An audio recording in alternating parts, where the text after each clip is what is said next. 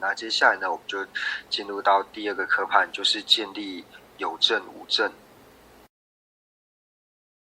第二课呢，就是在讲说建立有证无证。那这边呢，我们就看到第119页。那建立有证无证，例如排列证为常之量，将此量证为事物之量，再将此量证为有之量存在，与证为义之量，将此量证为义之量，再将此量证为有之量存在，是四句等无量无边。那这个其实看起来很复杂，但是其实解释之后呢，就觉得说，其实这一课呢，它并不是这么的复杂，就是其实这牵扯到一些就是藏文，就是文法的问题，就是我们一开始在讲说正有跟正无，或者说有正跟无正的时候呢，就是说正的有的这个限量跟正的无的这个限量呢，它是否是存在的？那这个如果说我们以辩论格式来说的话呢，一开始我们会讲说像是凭子有法。那凭子有法之后呢，如果说我们接的是说就是正得有的限量，那这个就是用中文来解释的话会比较复杂一点。那在藏文里面，就是我们在讲说有这个东西呢，当你只写一个有，就是月霸的时候呢，就是没有加上它的一个后加字ra的时候呢，当它只有月霸这两个字的时候呢，然后你说有没有正的月霸的这个量的时候呢，那就说以凭子有法是否有正的有的量，就是是否有正的有的量的时候呢，那这个时候是探讨的是说是否有正的有的这个限量，是否有正的有的这个量的存在，并不用去管说前面这个凭子有没有关系，是不用去理它的。但是如果说在藏文里面的辩论格式呢，如果是你用另外一种方式，就是以凭子有法，那月霸呢，它这个霸的后面如果说再加一个ra的后加字的时候呢，那这个时候讨论的时候呢，就是说这句话它同样的就是在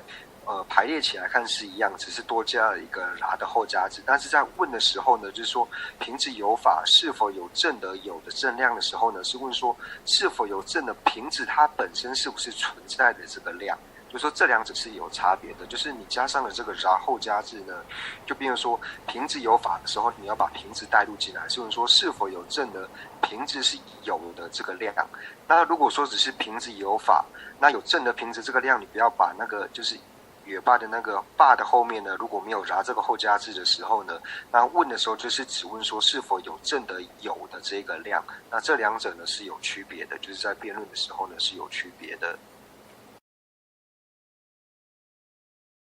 那所以呢，以上呢讲完就是有证的部分。那关于无证的部分呢，那其实也是一样的，就是它分为说就是正的无的是否有正的无的量。那同样呢，你这个是否有正的无的这个量的时候呢，如果说你那个藏文呢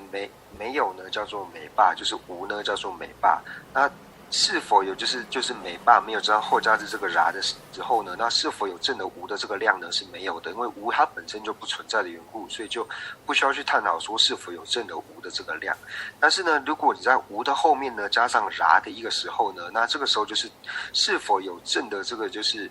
无，然后后面这样后加字ra的这个量呢，那这个是有的。就是我们以凭子来说的话呢，就是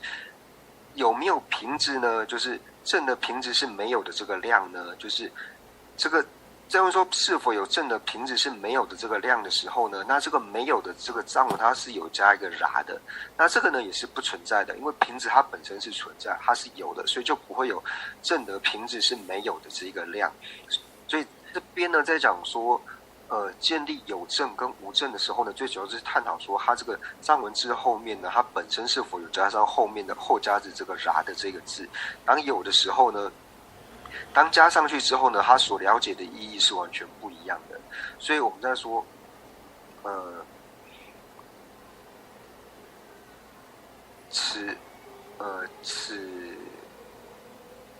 此量证为有之量的存在，就是此量证为有之量的存在和有二者呢是同义的。那同样呢，此量证为无之量呢，它跟无二者呢是同义的。就是它这一课最主要讲的内容呢，其实就是这个。那所以呢，把这个理路呢，我们来看这个正文的话呢，就会提到说正为常之量，然后呢，将此量呢正为事物之量。那这边我们就可以先来看第一个，就是正为常之量。那讲说正为常之量的时候呢，在我们讲说就是建立有正无正这一课的时候呢，最主要呢都会在我们最主要探讨的这个东西之后呢，然后加上一个然的这个后加字，因为当你加上然的后加字之后呢，它所代表的含义呢是完全不一样的。就像我们刚刚所讲的，比如说我们现在探讨第一句话就是正为常之量。那我们平常呢，如果没有加上然后加字的时候呢，正为常之量呢，就是说正的常的这个量呢，它本身是否是存在的。那如果说加上了这个然之后呢，后加字然之后呢，那正为常之量，它的意思呢，其实就等于是常的意思。所以当我们这样说平子有法，然后呢，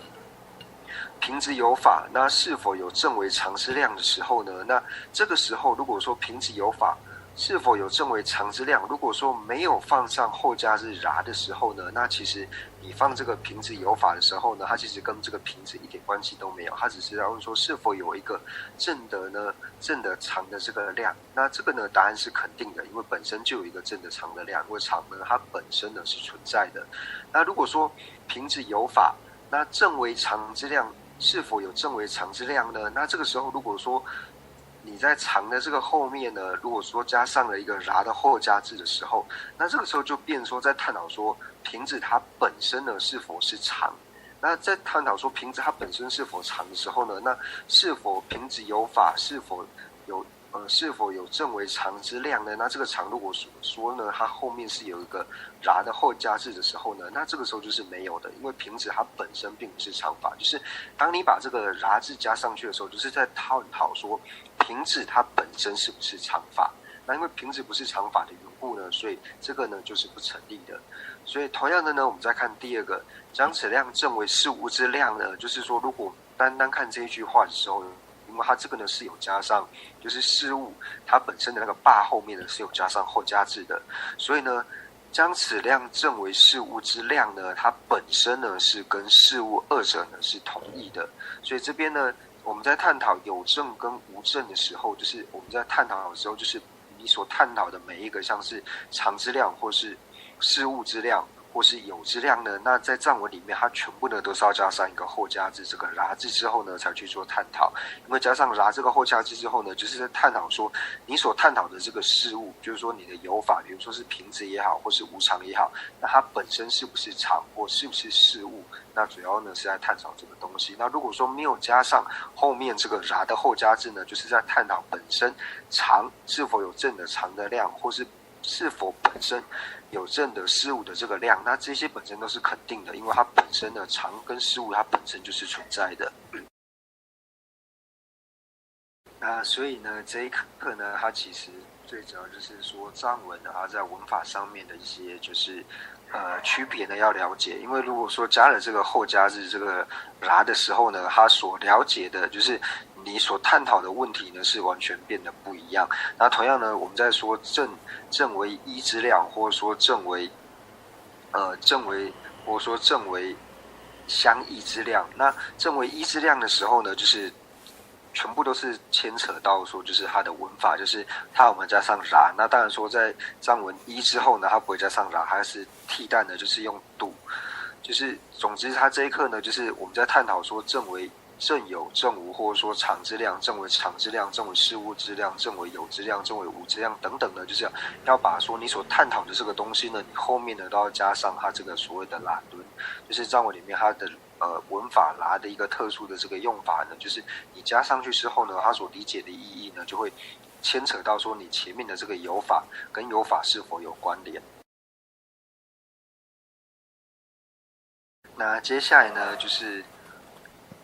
讲到说第三课就是附带判别。那附带判别这个呢，我们这边就不特别做解释，因为附带判别呢，它要讲的呢，就是说在辩论场里面是否有周遍、无周遍等等。那这些呢，大部分都是在辩论的时候呢才会用上的，所以在这边呢，我们就不特别说探讨。那接下来第四课呢，就提到说大性相名相。那大性相名相呢，我们也不会做特别的探讨，因为前面呢在小履历的时候呢已经讲了性向跟名向，那其实最主要就是了解说是否